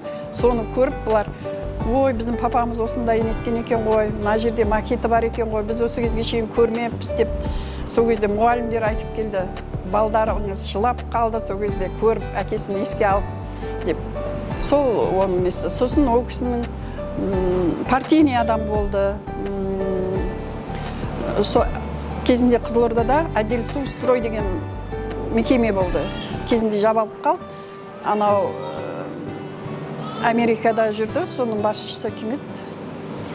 Соның орнында ол үйе болып отырды сол кезде. Сөйтіп үлкен жұмыстар атқарды. Енді Асхаттың әкесіне неткен жаңағы ұқсаған жері деп сұрадыңыз ғой. Енді оның сол адамгершілігі, адамға деген бір жанашырлығы, біреуге көмектескісі келіп тұратыны бәрі әкесіне ұқсаған. Әкесінің қаны оның мойнында бар. Сөзіңіз айттыңыз, 2000 жылдардың басында, 90 жылдардың соңында кішкене өмір жағынан қиын болды. Асхат Қызылордада өсті, негізі Қызылордада сол кезде туыстықтар тоже көп болды. Асхат қандай болды жас кезінде? сіз өзіңіз қалай тәрбиеледіңіз? Мысалы көбінесе жас жігіттер олар далаға шығып жаман кісілермен араласады. Асхат қандай достары болды? Сол жағынан проблема болды? жоқ, енді жаңа мен айттым ғой, ол мен таңертең Асхат екеуміз бірге шығамыз. Өзіміз 2-ші микрорайонда 27-ші домда тұрдық, артымызда 7-ші мектеп. Таңертең мен жұмысқа шығамын, ол мектепке шығады. Мен терезенің мына жағынан, балконның мына жағынан қарап, Асхат мектепке кіре ма, кірмей ма деп, енді мынау 9-10 оқып жүрген кезде, сол кезде ғой баланың шамалы нететіні, қарап тұратын тұғын. Мама, мен неге қарайсыз? Мен бәрібір кірем ғой мектепке, өйтіп нетпеңіз деп. Ондай енді Асхат ондай көшенің балдарымен, көшеде жаңа бұрышта тұру, ондай оның несінде болған жоқ. Жоқ. Өйткені мен таңертең жұмысқа кеткен кезде, енді айтайын осы жерде бір қызық не болсын. Таңертең сол кездерді заманды білесіз ғой, енді мен қамыр илеп кететін тұғым. Сосын Асхатқа айтамын, үлкен переменде келіп, мына қамырды сен қайтарып илейсің. Сосын сабақтан кейін тоқ пешке 2 тапаннан салады. Сөйтіп ойлайсыз ба қазір мысалға Асхатты солай істеді деп. Одан кейін сабақтан келгеннен кейін 1 сағаттан кейін уже нан бәрі дайын болғаннан кейін оның тренировкасы бар. Күнде тренировка олар, тренировкаға кетеді. Ол кезге шейін мен 4:30-да уже мен колледжде жұмыс істедім. 4:30-да уже мен жұмыстан келем, менен кейін Асхат келеді. Біз сағат 7:30 спортсмендерді білесіздер ғой, 8-ге дейін тамақ ішіп беру керек. Сол кезге дейін тамағымызды ішеміз. Ол енді көшенің баласы болды деп айта алмаймын Асхатты. Көшенің баласы болған жоқ, өйткені көшенің баласы болуға мен оған мүмкіншілік берген жоқпын. Бір жағынан айтам, сен папаң жоқ, Асхат, сен сөйтіп жүрсең, сондай не болады, маған келеді барлық несі деп. Мұғалімдер, мен айтып кетейін, 9-ші класстан кейін Асхатты шығарып ал деді. Жақсы оқыды. Иә, жақсы оқыды, бірақ сабаққа көп келе бермейді, арасында қалып қояды, жаңа тренировкасы бар, жарысы бар. Шығарып алыңыз баланы, колледжге, өзіңіздің колледжіңізге беріңіз. Мен айттым, шығарып алмаймын, неге шығарып аламын? Кейіннен сол мұғалімдер, сол мектеп, мысалға Асхаттан көмек сұрады. Соған енді мынау сіздер не алып атқасын айтып жатырмын мен. Енді сондай замандар болды ғой кезінде. Ол 11-ші класты бітірді. Жарысқа кетіп баратқанда мен кітабын құшақтатып беріп жіберетін тұғым. Самолеттің ішінде оқы балам. Ең болмаса жаңағы неден обытының проходной барылмалыш деп. Сіз мама көптеу бал сұрамадыңыз, сондай бал сұрап едіңіз, сондай ғана бал алдым деп келіп тұр 11-ші класста. Сондай нелері болды. Асхат жұбайымен жас кезінде танысты. Басқа мектепке, көрші мектепке оқыды дейді. Сіздің есіңізде ме? Қалай таныстыңыз? Қалай келді? Енді қалай танысқаны менің есімде жоқ, бірақ ол жұбайымен ол жұбайы 3-ші гимназияда оқыды. Со 10-ші класс оқып жүрген кезде танысты екеуі. Содан бастап енді қыз бен жігіт болып жүре бастады, бірақ енді Асхат көбінесе үйде болмайды ғой. Ол жаңағы ары кетсе 11-12 дейін ғана кездесіп үйге қайтып келетін тұғын. Солай болып жүрді. 21-ден 22-ге аяқ басқан кезде отау құрды. Жақсы бәрі, қазір 2-3 немерем бар. Келінім өзіме ұқсайды, жақсы бәрі. Жақсы отбасы болып, ауызбіршілікте сондай өмір сүріп жатырмыз. Асхат сыртта, біз үйдеміз, келінмен, баламен. Соңғы сұрағым, сіз және Асхат балаларыңыздың футболшы болғанын қалайсыз ба? Үлкен династия болған шығар. Әкесі футболшы, баласы футболшы, немересі футболшы дегендей арманыңыз бар ма? Енді әр баланың өзінің несі болады ғой? Иә. Енді мен именно футболист болсын деп былай нетіп отқан жоқпын, бірақ ұланның футболға несі бар. Өйткені мынау біз осы жерде тұрған кезде, мына Қайбылда мен оны 4 жасынан бастап апардым ұланды. Тренировкаға апарам, алып келем. Одан кейін қазір енді өзі барады. Кейбір кезде мамасы апарады. футболға қатысып жүр. Оның енді қанында бар ғой. Қанында бар. Енді оны бір уақыт көрсетеді, бір Алла біледі. Меніңше басқа мамандықты қалаған жақсы деп ойлаймын. Семьяныңыздың қасында көптеу болады. Енді бірақ енді айтып отырмын, бір Алланың қалауы болады. Сосын кездесуге шақырды, кинотеатр Алтынсарин Қызылордада бар. Мен ойладым, киноға шақырып тұрған шығар деп негізінде ойладым. Сөйтіп барсам, жоқ, тек қана сол жерде кездесеміз деген екен. Киноға кірген жоқпыз, әрі қарай стадионға кеттік. Қазір кейін айтады ғой. Мен солайына ойладым, сен мені киноға шақырып, киноға кіргізетін шығар десем. Ол кезде Асхаттың енді ақшасы да болмады. Екеуміз біраз сынақтардан өттік. 17 жасымыздан бірге бір-бірімізді сынамадық. Өйткені қалтамызда менде де ақша жоқ, оқушымыз, онда да ақша жоқ. Бар тапқанын, ол кішкене азын-аулақ тапқанын, ол жинайтын тұғын.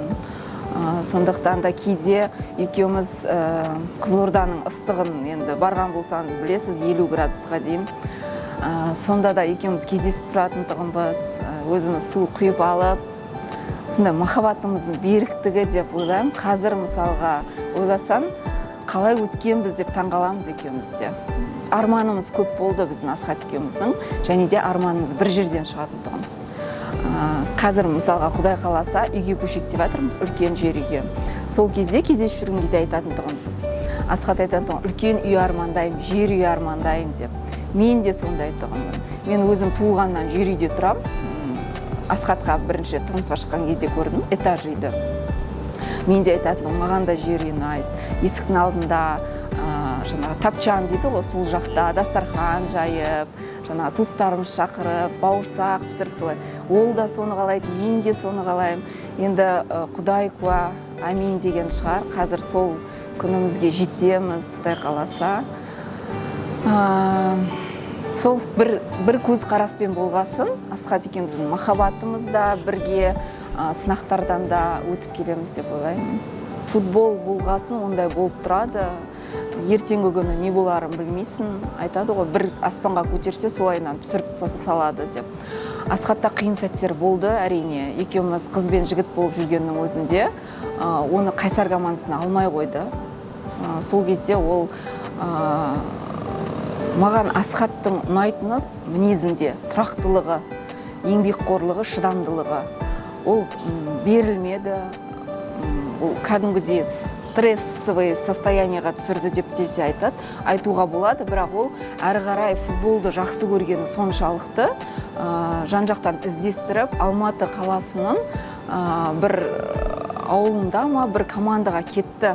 Сол жақта мен ол кезде студент Астанада болатын тұғынмын. Телефонмен хабарласып, таңертең ерте тұрып, 3-2 пересадкамен баратын тұғынмын. Қайтадан қайтады. Солайынан сондай қиыншылықтарға өтті. Сол кезде жаңа мама да айтып өтті ғой, Никитенко тренері Ақтөбеге шақырды деп. Қайтадан жоқ, Ақтөбеге емес, Қайсарға Никитенко келді, соны Асхатты шақырды қайтадан. Сол кездегі шыдамдылығы есімде қалды Асхаттың. Өйткені болды деп командадан шығарып тастады оны. Ода ойлады, мүмкін жаңағы таксист болам ба деп ойлап, таксовать етіп жүрді, себебі ақшасы болмады оның. Таксовать етіп жүріп, жаңағыдай футболын бірге қатар алып жүріп, сондай сынақтардан өткесінде Асхат осындай дәрежеге. Футболистке ең керегі шыдамдылық екен. Шыдамдылық өткені травма болып қалады аяқ астынан, психологически адам сынып қалады. Сол кезде еркектік жаңағыдай шыдамдылығы, тұрақтылығы өте маңызды рөл ойнайды. Мен қалай оны қолдаймын? Тағы да айтып өтсем, кішкентай кезімізден бірге болғандықтан мен оны толықтай білем. Жан дүниесін, қай жерде сөйлеу керек екенін, қай жерде сөйлемеу керек екенін оған. Барымша шындықты айтуға тырысам оған. Өтірік алдап, жаңағыдай жұбатып, олай жасамаймын. Себебі ол өзі де сондай шындықты жақсы көретін адам болғандықтан, ол ондайды сезеді. Сондықтан мен қалай дұрыс оған, қай жерде ол дұрыс жасамады, қай жерде дұрыс жасады, сонысын айтып отырам. Сосын ол өзі шешім қабылдап, солай ары қарай кетеді. Вообще балалармен сен үйдегі сабақтарды оқисың ба? Үйдегі сабақтар көмектесемін әрине. Сенің графигің тығыз.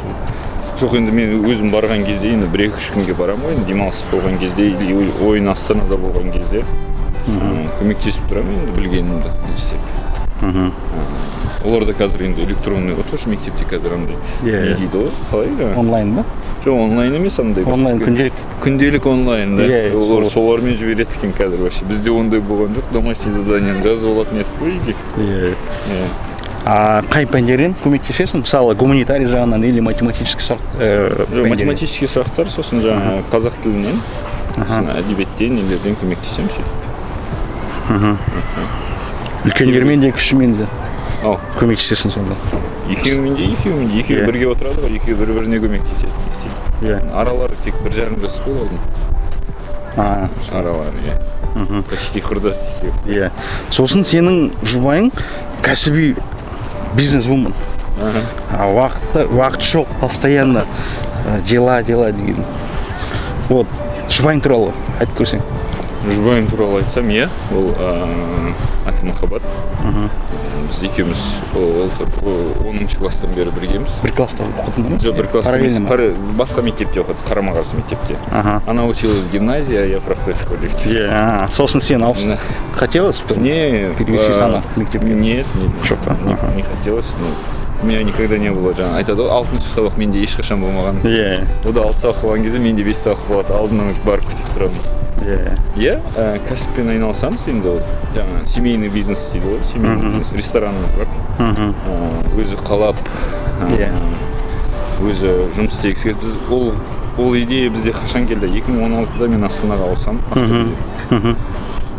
2 баламен, екеуміз жаспыз. Бізден 23-теміз ғой, 23-теміз. Сол кезде барып, қарасақ Астанада семейный кафе жоқ. Енді балдарымды ойнатып қойып, отдельно өзім тамақ ішіп отыра бердім. Сол кезде бір күні 2017 жылыма айтады, Асхат осындай, может сондай ашамыз дейді. Футбольная жизнь коротка дейді. Одан кейін деп естіп, жағдайымыз болып, не істеп ары қарай. Бір нәрсе істейік та деп, кейін отыра бергенше. Сөйтіп, жаймен бастадық бизнесімізді. Құдайға шүкір, қазір 2 кафеміз бар, 1 кондитерскийіміз бар. Басында минуста болдың, или бірден плюсқа шықтың ба сонда? Жоқ, басында минусқа болды. Ол мен шын айтсам, ол жаңағыдай коммерческий жағынан, технический жағынан вообще кіріспеймін жұмысына. Арнайы курстар өтпедің, оқымадың? Ол өтті, бизнес туралы өтті, мастер слова дегенде өтті, вроде бір. Менен сұранып барып тұрады енді. Осындай жерге барып қайтайыншы, сондайға керек еді деп. Жақсы адамдармен, известный бір рестораторлармен, нелермен танысқан екен. Олар примерно біліп отыр екен, біздің кафеміз бар екен, сондай екен. Сондай тренингтарға барған, не істеген жаңағыдай. Мен бір жағынан сол айтып отырмын ғой, жаңағыдай ғой, вообще мен тек бір бағытта футбол ғана. Мен тек инвестор сияқты. Өзімнің жұбайыма көмектесіп. Мен вообще думаю, ресторанный бизнес, жаңағыдай вообще бизнес туралы вообще хабарым жоқ. Просто барам, тамағымды ішемін, қайтамын. Егер де мысалы сенің идеяларың бар болса айтасың ба соны? Мен біріншіден мен бір жақсы жері жұбайымның тамақ жағынан, жаңағыдай не жағынан последний решениені маған қалдырады. Менен сұрайды, Асхат осындай істейін деп жатыр, қалай болады деп. Мен айтам, или дұрыс емес, мынандай жерін мынандай корректировка жасаңдар деп айтам. Мысалы, бірнеше жылдан кейін мансабыңды аяқтайсың. Уже чисто ресторанный бизнестен пайда алуға дайынсың ба мысалы? Кішкене не ғой? Уже жалақың болмайды. Чисто кәсіби жағынан. Сен мені бітіргізіп жатсың ба? Жоқ. Мысалы, уже дайынсың ба? Подушка безопасности. Подушка безопасности? Жоқ, оған мен айтып отырмын ғой, жаңа айтқанымдай, мен оған кіріспеймін. Кіріспеймін енді не істеп, өзімнің бір жаңа жобаларым, нелерім болса, солармен айналсам деген ойдамын. Мен жобаларым бар ойдағы, оны қазір айтқым келіп тұрған жоқ. Счастье любит тишину. Дұрыс. Вообще арманың бар ма мысалы? бапкер болу дегендей, функционер болу. Осы жылға дейін ойланып көрдім мен. Что-то өзімді тренер ретінде көрмеймін. Көрмейсің. Вообще. Мен вообще футбол жағынан бір ондай қатты ой жоқ өзімде футбол. Енді бірақ бір алла біледі ғой, қай жерге апаратын, тренер болып қоямын, спортивный президент или спортивный директор болып қоямын.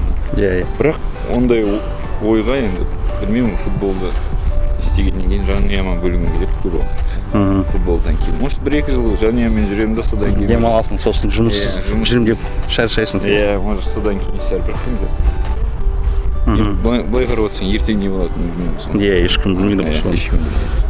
Сондықтан сен 23 жасында уже бизнесті бастадың. Бастадым. Негізінде футболшылар бизнесті бастайды, бірақ та орысша айтқанда сгорят на этом. Сенде басқаша. Және де футболшыларға айтатын кеңесім бар ма? Мен әйелім жақсы болған шығар онда. Негізі былай бизнесті ашқан кезде бізде былай футболистер деп ойлайды. Бизнес-партнер тауып алады да. Ол оның туысқан емес, емес бір кейбір адамда мошенниктер көп қой. Лақтырады сосын. Лақтырады. Келіскен, бермейтін, істемейтін. Может, мен өзімнің жұбайым бастағаннан кейін, өзі қадағалағаннан кейін осындай сәтті болдым деп ойлаймын да. Бізде де аяқтан шалған қанша нәрсе болды. Бізде минусқа кеткен кездерде болды, бірақ оны былай қылып айтпаймыз да. Просто на ошибках учится дейді ғой. Сөйтіп үйреніп, өзі қадағалағаннан кейін осындай сәтті болды деп ойлаймын. Оған дейін басқа бизнесің болды ма? Оған дейін басқа бизнес. Бірінші бизнес. Бірінші бизнес. Бізде ондай жоқ, бірнеше сағат звондамау, сразу звондайды. Мен бірақ Асхаттың звоногын күтемін. Өзім звондамаймын. Кез келген нәтижеде, өйткені жеңсе де ол командасымен бірге қолы босамай жатады, тойлап жатады. Одан кейін интервью болады, тренермен сөйлеседі, оның белгілі бір тоже задачалары бар, сондықтан біз оны мазаламаймыз. Өзінің звоногын күтеміз. Жеңілсе де солай, ол өз-өзіне келіп алып, бірақ арада 2 сағат уақыт өтеді деп айта алмаймын. Жарты сағат, 20 минутта ол хабарласады. Көңіл күйі ол отбасына жеңсе де бір қалыпты. Ешқандай да жұмысының жаңағы нәтижесін отбасымен араластырған емес ол. Бізбен басқаша жұмысында жұмыс жайлы. Солысы да өте керемет қасиет Асхаттың. Неше жыл біргеміз, бір мінез айтады ғой, үйленгеннен кейін өзгеріп кетеді деп. Бір Асхатқа дарыған қасиет, негізі еркек адамда болу керек қасиеттердің барлығы бар. Отбасын бөлек ұстау, анасын бөлек, мені бөлек қалай ұстау керек екенін біледі, балаларына қалай тәрбие беру керек екенін біледі. Ешқандай оған подсказка біреуден ешқандай керек емес. Маған Асхаттың солысына мен тамсанам және таңғаламын. Бір-бірімізге де ақыл айта білеміз. Асхаттың маған бір қасиеті ұнайтыны, мысалға сырттан сынаулар келіп жатады ғой, түрлі. Мысалға ұтылса да, ұтса да, ол бір қалыпты қабылдай ала біледі. Себебі мен осыны жақында өзім ойландым. Адам мысалға сырттан ауыр сын келіп жатқанда өте ауыр негізінде, әркімге әртүрлі. Бірақ Асхат өзіне сенімді адам, себебі оның арқа сүйер ешкім болған жоқ кішкентайынан бастап, сондықтан ол тек өзіне сенеді. Сондықтан да сынды ол жақсы қабылдай алады. Айтады, вывод жасай біледі. Вывод жасап, әр қарай жұмыс жасайды. Андай біреу сыртынан сын айтса, соған беріліп, уайымдап қалмайды. Өзі көреді, қабылдайды, әр қарай қалай жасау керек екенін де біледі. Себебі мен әйел адам, біз нәзік келеміз ғой. Менде де жұмыстарда неше түрлі сын болады, пікірлер болады. Менің айтатын кісім әпкем туған, және де Асхат. Сол кезде Асхаттың айтатын сөздері мені жинап алады сразу. Сондай бір дух береді маған. Сондықтан түсінікпен қарауға тырысамын. Жаңа балдарда айтып отыр ғой, балалы үйдің ұрлығы жатпас дейді ғой. Сондықтан да шынымен де өтіп барады, бір күн келіп кетеді, 3 күн келіп кетеді. Түсімізде көргендей болып қаламыз, шынымызды айтсақ. Кішкентай кезінде балалар түсімде папаны көрдім деп оянатындығын, себебі түнде папасы келеді, балалар түседі, оянады, таңертең тұрса жоқ уже. Соны түсімде көрдім деп ойлайтындығын балалары.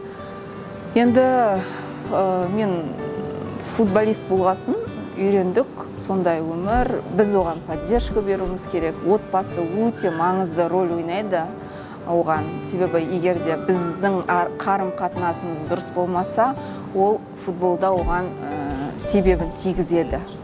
Сондықтан да өмір болғасын бәрі болады, кейде ренжейсің, кейде түсініспей қаласың, бірақ маңызды ойындардың алдында, әрбір ойынның алдында, маңызды емес деп бөлуге болмайды, әрбір ойынның алдында оның көңілін көтеріп, жаңағыдай бір жағымсыз жаңалықтар, мәселелер болып жатса да, мама болсын, мен болсын, айтпаймыз оған ешқандай да. Сондықтан да солай қолдап отырамыз Асхатты. Маған да жазады оқырмандар, Асхатқа ашып берсеңізші, немесе Асхатқа рұқсат берсеңізші деп. Мен де Асхатқа айтамын, Асхат уақыт келген шығар Инстаграм ашуға. Қазір барлығы Инстаграммен байланысты, әлеуметтік желімен байланысты. Ертең футболды аяқтаған кезде де саған солайынан керек болады, барлық жерде. Асхат жаңағыдай өздеріңіз де білесіздер ғой, көп рекламаға да түсе бермейді, өзін жаңағыдай оған келіп сені түсірейік демесе, өзі былайынан түспейді. Сондықтан да ол тікелей өзінің мінезіне байланысты. Уақыты келеді деп ойлаймын. Осы соңғы Данияға гол салған кезінде мен айттым, Асхат, сен өзін жүргізбесең де, жаңа СММ мобилограф жалдайық, сені түсінетін, таныстырайын мен сенімен. Сенің қасында жүріп, пост қойып, сенің айтуың бойынша солайынан парақшаңды ашайық деп. Сәл үндемей қалды, басында жоқ керек емес дейтін. Осы жолы, соңғы жолы жаңағыдай түсіндірдім. Ертең сен басқа жұмысқа барғанда да, тренер болған кезде де саған керек болады, мысалға басқаша жұмыс жасасаң да керек болады Инстаграм дегенде. Сол кезде сәл үнсіздік болды, келіскендей, түсінгендей болды. Енді алда көреміз. Сен Сержан Мужиковпен ұзақ ойнадың. Бір позицияда екеуің бір связка құрдыңдар. Мужиков әлі ұлттық құрамаға орала ма, көмектесе ала ма? Мен осы кезде интервьюда айтып кетейін, мен үшін қазір Қазақстанда былай өзіме ұнайтын Исламхан мен Мужиков деп айтады. Ең сильный футболист, ең үздік футболистер. Психомен әрине мен екеуміз бір комнатада да тұрдық, неде әрине лайық ұлттық құрамаға. Мен ол үшін де Магомед Адиевке айтқанмын Мужиков туралы да. Енді әр бапкердің өзінің көзқарасы болады ғой жаңағыдай. Может, өзінің көзқарасына, жаңа бапкердің көзқарасына оның ойын стилі келмей ма? Сондай деп ойлаймын да. Мысалы, осы жылда жаңа екі ойында да Исламханды да ойнатқан жоқ қой, тек замена ғана шығарды. Енді өзінің несі бар, енді результат болғаннан кейін енді тренердің өзінің жаңағыдай көзқарасына, несіне біз қалай айтады жаңағыдай, не можем влиять дейді ғой, сондай. Повлиять не можем на это. Но я всегда им говорил, что Мужиков и Исламхан лучшие футболисты. Сосын бір жағдай бар. 2 жыл бұрын сен Астанада тұрасың ғой, отбасың Астанада. Сені Астанаға шақырды. Сен Лория мен Тихоновпен сөйлестің. Бүкіл бұқаралық ақпарат құралдары Асхатқа берген точно 100% Астанаға оралады деп жазды. Неліктен оралмадың? Неліктен оралмағанда енді шамалы уже детально условия жағынан келісе алмадық. Бір жағынан жаңағыдай ол кезде олардың да несі болмады ма, ондай қатты болмады желаниясы. Екеуміздің енді интересы не совпали дейді ғой, сондай. Ары қарай айтпай қойық. Өзінің денсаулығы жарап тұрса соған, Асхат оны қатты жақсы көреді футболды, көмектескенді жақсы көреді. Өзі үшін емес, сондай болады ғой, қазағының жерін, атын шығарып көмектескен жақсы көреді. Сондықтан да денсаулығы жараса, біз тек қана қолдаймыз оны. Мен ондай әңгіме айтпайды екенмін, осыған дейін ойнаш, одан кейін бірге болайық деген сияқты. Біздің әрқайсымыздың өзіміздің жұмысымыз бар, бірақ мақсатымыз бір екеуміздің. Біз айтып қойғанбыз, мен балдар, сен өз жұмысын жасайсың, мен өзім бизнесімізді құрып алып, кейін жаңағыдай кемпір мен шал болып, сондай путешествовать етіп, солайынан жүреміз деп. Бұл өмір әркім өмірді қызық, мағыналы, мәнді түсіре білу керек, өмірді түсіре білу керек. Сондықтан да араласпаймыз біз бір-біріміздің жұмысына, өйткені әркім өзінің жұмысын жақсы біледі. Сондықтан енді денсаулығына уайымдаймыз. Осы жақында білесіздер, осы сезонның басында біз Германияға барып келдік. Сол кезде уайым болды менде. Айтады ғой, полияда енді денсаулығын қалдырады ғой, әрбір футболист, әрбір ойында Алладан тілейтініміз отбасымызбен бірге аман есен барлық футболшы ойнап шықсын. Жаңа телефонмен сөйлескен кезде де, SMS жазған кезде де солай от деп емес, қызықты ойын болсын, жаңағы дендерің сау, аман есен ойнап шығыңдар деп сондай береміз. Әрқашан сенеміз, Асхатқа, қазақ жігіттеріне, Қазақстанға сенеміз, үмітіміз болады. Бірақ алдыңғы ойын енді барлығын сенімін шамалы төмендетті деп айтсақ болады. Және де менің жеке өзім бірінші гол кірді, одан екінші гол кірді. Сол жерде отырып Алладан тілегенім, көзіме жас келді сол кезде. Қалай бұл Қазақстанда, қазағымыздың жерінде қазақ жігіттері бұлай жеңісті беріп қояды. Мейлі қандай команда болсын. Асхат айтады ғой, бөлмеймін команданы, ойыншыларды, мейлі шетелдік болсын, мейлі қазақстандық болсын, бір ойын көрсетуге тырысады. Сондықтан сол кезде мен көзіме жас келді. Алладан тіледім, Аллам тағалам күш бере көр қазақ жігіттеріне, Қазақстанға, өзіміздің жерімізде ұтайық деп сол жерде тілеп отырдым. Одан кейін жаңағы бірінші гол кеткен кезде қуанышым, одан кейін Асхаттың гол салған кезінде енді мен қуанышымды сөзбен айтып жеткізу қиын шығар сол кездегі болған. Мен Асхат үшін емес, қазағымның жері үшін қуандым десем болады. Себебі өте андай жүрегіме бар ғой, андай обидныйның қазақшасы қалай болады, болды жаңағы.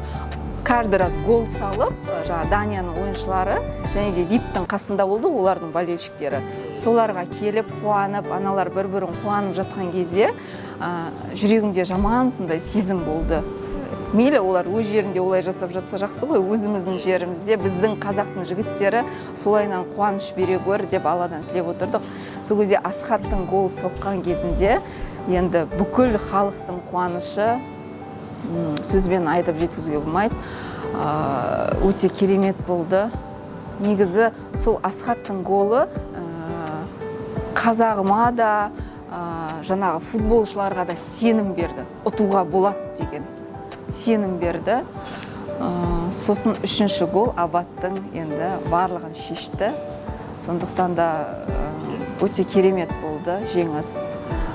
Сондай жеңістер көбейе берсін. Біз әрдайым сенімімізді жоғалтпауымыз керек өзімізге деген.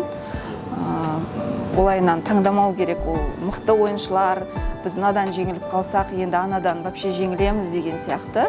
Футбол деген сондай, мысалға, Асхат айтады ғой, командасын айтатын, всегда бір настроймен шығу керек. Менсінбей шығуға болмайды, бізден жаңағы төмен келе жатыр, 6-шы орында келе жатыр, 7-ші орында келе жатыр деп. Сол сияқты ғой, олардан ұтылып қалуы мүмкін, мысалға, чемпион болайын деп тұрған команда. Сондықтан да футбол ол біресе жеңесің, біресе жеңілесің.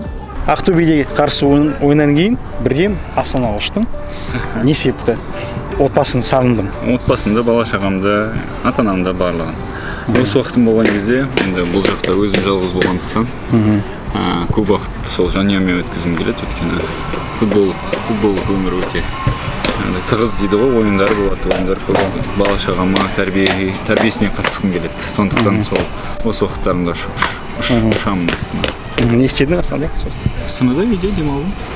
Ата-анамның қасында, мамамның қасында, жұбайымның қасында, бала-шағамның қасында, бәрін сабаққа апарып, тренировкаға апарып дегендей. Үйдің домашний хлопот. Жаттығу болды ма? Жаттығу болды, азанда тренажерный болды, содан кейін мен ұшып. Сосын мен сені бір-екі рет көрдім. Қайлы жақта алаң бар. Алаң емес, ана беговой дорожка. Содан жүгіресің. не ой жаңағы ботанический Кувшин жақта. Кувшин жақта, иә? Иә. Триатлон парк. Иә, ол кезде дайындалып сол неде карантин кезінде жүгірдім. Не, қыста жүгіріп жүремін өйткені. Иә. Енді өзіңді жақсы формада ұстау үшін енді ұлттық құраманың ойыншысы болған үшін енді биік шыңдарды белестерді бағындырамын десең енді өзіңе только тренировочный процесс емес, тек басқа да өмірде жүрген кезінде өзіңнің физикалық тұлғада жаңағы состояниеңді дейді ғой жаңағыдай соны сақтауға тырысамын. Сен тобылдан кеттің ресми түрде, келісім шартты ұзарту деген ұсыныс болды ма?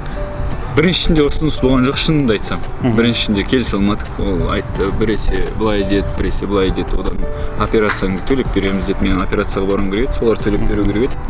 Операцияға барғансын, сосын төлеп береміз деді, оны төлемейміз деді. Сонымен федерация төлеп берді сонымен. Германияда операция, федерация. Әділет Назарбаевич өзі звондап, істеп, барлық. Төлеп берді. Содан кейін? Содан кейін? Иә. Содан кейін келдім. Кім шақырды? Каспий шақырды, Ақсу шақырды, иә? Ордабасы шақырды. Астана шақырды. Астана шақырған жоқ. Астана шақырған жоқ, бірақ слухтар болды дейді жаңағыдай. Енді үйде қалғым келген негізі, бірақ енді Алланың қалауымен енді осы негізі Ақтөбе мен Ордабасы белсенді болды осы жерде. Шамалы Ақтөбе мен представительдермен дұрыс сөйлесе алмадық. Иә. Содан кейін Ордабасын таңдадым. 32 жастасың. 2008-ден бері кәсіби футболда ойнап жүрсің. Хотя бы бір ұсыныс болды ма шетелден, Түркиядан, Ресейден? Жоқ, Турциямен неден болды ғой? Венгриядан болды. Венгриядан? Венгриядан. Ференцварош емес па? Ференцварош емес, басқа бір. Анау, қандай еді? Атын ұмытып қалдым. Дебрецен, МТК. МТК ма? Тағы да бір команда бар. Фехер бар. Сонда бір команда ұмытып қалдым, маған бір агенттер арқылы шыққан, сосын жазып не істедім. Сосын неден болды жаңағыдай, Саудовский Аравиядан болды, Дамаск деген команда. Аль-Наср емес. Ол жоқ, Дамаск па, Дамаск деген несі бар. Оның через Инстаграм менің әйеліме бір агент жазып сөйтіп тауып алды. Сосын ол да условиясымен келісе алмадық, енді ол жаққа бару қайда. Қанша ұсынды? 5, 6, 7 есе көбірек шығар анау Қазақстандағы? Жоқ, көп емес вообще. Қазақстан мен осы жақтағы сондай ақша алып жүрдім, сосын үйде қалай үйренейін деп ойладым. Енді бір жағынан ол жасар енді Саудовский Аравияға ол жаққа қарай баруға енді не істемеді, бір хотя бы Турцияны, Европада жақын жерлерде. Негізі Европадан жақсы ұсыныс түсіп шамалы аз берсе де мен кетуге дайынмын. Дайын болғанмын негізі. Ана жылда осы өзімді енді күшімді көрейін, ұлттық құрамада ойнаймыз бүкіл Европаның командаларымен. Өзіміздің күшімізді сияқтан көрейік деп енді. Жас келгендіктен енді ол да негізі рөл ойнайды ғой, үлкен жас. Өкініш бар ма? Қазір 32 дейсің, мүмкін. Әрине, мен Турцияға кетпегеніме, Ахисарға кетпегеніме өкіндім сол кезде. Языковой барьер болды. Бір жағынан енді үйленіп, кішкентай қызым енді туылған бірінші тұңғышымыз. Шамалы қиындау болды. Бір жағынан сосын Ақтөбеде жақсы условия берді, ол кезде Архимед Бекежанович. Біз әлі күнге дейін жақсы қарым-қатынастамыз. Менің ұлымның кіндік емес, тұсауын кесті. Ұлым сол кісі кесті. Сенің голың бүкіл әлемді аралады. Бүкіл Инстаграм, әлеуметтік желілер бәрі көрді. УЕФА сенің голыңды үздік деп санады, таныды. Мүмкін 32 жасында қазір біреу хабарласқан шығар шетелден. Жоқ, ешкім хабарласпады. Ұсыныс жоқ. Мен өзім жақындарыма да жазды. Ойыннан кейін 4 сообщение тұр WhatsApp'та. Барлығына өзім лично жауап беруге тырыстым, өйткені жақын адамдарымыздың білетін болельщиктерде, жанкүйерлерде барлығына өзім жауап беруге тырыстым. Шын жүректен құттықтап отқанымдарына рахмет. Негізі бұл гол халықтың голы деп ойлаймын. Бүкіл Қазақстан елінің халқы. Соған бір импульс берді деп ойлаймын. Футболға деген жаңа махаббаттары ашылды деген ойдамын енді. Сондай импульс бергеніне өте қуаныштымын. Мен өзім бірінші гол салғаныма емес, сол халыққа осындай қуаныш сыйлағаныма қуанамын. ТикТоктағы видеоны көрдің ғой? Бір күн бұрын сен айттың, Алла қаласа мен соғам деп. Бір күн бұрын бе сол? Негізі олай монтаждалған ау деймін, кажется. Ол Словенияның алдындағы пресс-конференцияда болдым ғой. Ал Даниямен ойында болған жоқпын ғой пресс-конференцияда. Ол кезде Алип болды ғой. Иә, Қазбекен 1 жыл бойы қойып берді ғой сұрақты. Енді сол сұрақтың жауабын тапқан секілді енді. Мен ойлаймын, Аллахтың қалауы ма деп ше, осы 44 ойын бойы мен салмай келе жатырып қанша мүмкіндігім болды. Именно осы исторический гол дейді ғой сол. Тарихта қалатын гол салғанына қуаныштымын. Сол халыққа қуаныш сыйлағанына барлығы жазып, көзімізге жас келді дейді. Соның өзі ол голдың ерекшелігі екені білінеді. Өзім де байқадым былай шамалы біз көбінесе осы жылы енді ұлттық құрама не барлық тарихта қалып жатыр. Тарихта қалатын нәрселерді жасап жатырмық, сол үшін қуаныштымын. Енді осы голдан кейін сен әділдікке, тағдырға сене бастадың. Сендім, что справедливость бар өмірде. Справедливость болғанмен енді ол әділдік болғанмен өзіңде ол үшін бір қадамдар жасауың керек қой, жұмыс істеуің керек, жаңағыдай еңбектенуің керек дейді. Енді соның арқасында енді әрине осы жаңа Қазақстанға келе жатқан сияқтымыз. Вот айтады ғой, мен анау үлкендерді де көрдім, өзім де ортаншымын, енді жастарды көріп жатырмын. Осы переходной возрастта тұрған мен осындай переходной неде тұрған сияқтымын, межеде тұрған сияқтымын. Сосын алғашқы матчтық есіңде ме? Ұлттық құрамада. Ұлттық құрамада алғашқы матчым мен Венгрия құрамасына қарсы өткіздім. 15 минутқа шықтым ғой, Юрий арасында жан болған кезде. 3-0 ұтылдық, бірақ жақсы ойнап не істегеннен кейін сразу келесі ойында мен одан кейін Голландияда ойнамадым да, Чехиямен. Основной составта ойнағаным сол Чехияға қарсы 4-2 ма? 4-2 ұтылған. Логвиненко салғанда. Мен де өзім железный 100% екі момент болды. Сол ойын есімде жақсы ойнап шықтым сол ойынды деп ойлаймын. Өзі де сол кезден бастап, содан басталды 14-ші жылы. Сосын 19-шы, 20-шы жылдары Билік сен шақырмады. Билік наоборот шақырды. Стойлов шақырмады мен. Стойлов шақырмады. Вот, пауза болды. Пауза бір жыл ғой, 19-да болды. Жоқ, 19-да емес, 18-де болды. 18-де Стойлов болды, 19-да басында бір неге циклға шақырған жоқ, одан кейін мен сала бастадым ғой Қайсарда 19-шы жылы. Шотландияға қарсы, по-моему, шақырмады Ресейге. Вот, соны айтам. Ол кезде шақырмады. Сол бірінші цикл ғой олар. Содан кейін циклдарда шақыра бастады. Егер футболшыны ұлттық құрамаға шақырса, қандай көңіл-күй болады, мысалы болады? Ұлттық құрамаға шақырмаса болады реніш, әрине енді өзің қазақ болғаннан кейін өзіңнің жеріңе енді әр ойыншыда бір амбиция болады дейді ғой енді. Өзім амбицияма енді соның жеңе білудің арқасында енді ұлттық құрамада ойнап жатырмыз. Содан кейін пауза болған жоқ. Постоянно шақырады. Постоянно пауза болмайды. Сосын жақында подкастта біреу айтты, сен ба или Аслан ба, кейбір ойыншылар ұлттық құрамаға шақыртып алғанда келмейтін. Қазір мүлдем басқаша атмосфера. Басқаша атмосфера. Басында не істейтін еді ғой, ондай барлық неде болмайды емес, енді көреміз оны, бірақ енді өзіміздің қасымызда жолдастарымыз болғасын, енді айтамыз да, айтпай қаламыз да, неміз де болады кейбір кезде өтірік не істей салады, докторға айта салады, не істеп келгісі. Ал қазір басқаша, бәрі тырысады, келгісі келеді, ұлттық құрамаға енді тарихты жаңа беттерін жазып атқаннан кейін сол тарихта өздерінің аттарын қалдырғысы келетін шығар енді. Сосын сбордың алдында Адиевпен қаншама рет телефон арқылы сөйлесесің? Қаншама рет? Звондайды, мысалы, Асхат осындай задача бар, осындай талаптар бар, сөйлесу керек дегенде. Ол мен футболистпін ғой. Жоқ, команданың капитаны ғой, бәрібір. Енді капитаны болғанмен енді мен енді ойыншылар туралы не туралы айта алмаймын ғой, енді оның өзі не істейді ма, былай задача бар деп өзі қалайсың деп не істеп, қалай состояниең қалай, сондай мен ғана звондайды, ал бас бапкер ғой өзі шешеді, бар ғой.